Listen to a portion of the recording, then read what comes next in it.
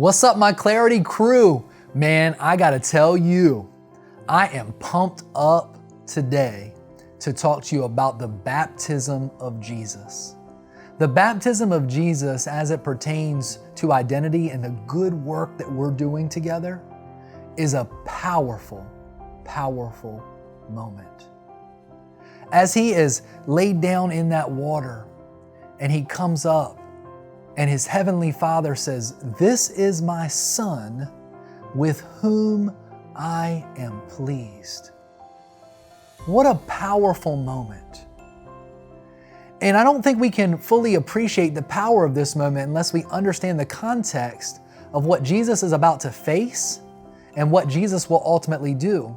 And so when I think about the sequence here, that before Jesus would go into the wilderness and before Jesus would go on to do his redemptive, most powerful, transformative work on the cross, that there's this beautiful identity affirming moment where his Father who loves him says, "This is who you are. I love you. I am pleased with you. You are enough." Wow.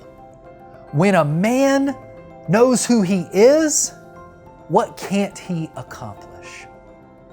In order to prepare Jesus for the wilderness that he would have to endure, he needed to know who he was. So many of us, we're going out in the wilderness daily and we don't have any clue who we are, and we don't understand why we're falling for the temptation, or we're falling for the stress. We're collapsing under the weight of this world. But when we know who we are, we can endure whatever seasons we face because our identity informs our activity. We don't have to lean on circumstances to allow us to experience peace. There's an inner peace, and our inner peace doesn't bow to inner circumstances. On the contrary, outer circumstances bow to the Prince of Peace who is in our heart. And so this identity affirming moment paints a picture that when we know who we are, the possibilities for our lives become limitless. And it helps us to ask some critical questions. Jesus' Father affirmed who he was. Some of us, if we're honest, maybe you didn't have a parent or a father figure that affirmed your identity. And so you've been performing for approval for all these years. What would it mean to you to know that your Father in heaven says that you are loved and that he's pleased with you?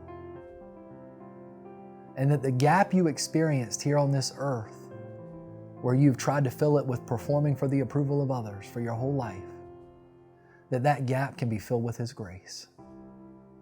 That is your invitation as your Heavenly Father leads you towards your empowered identity.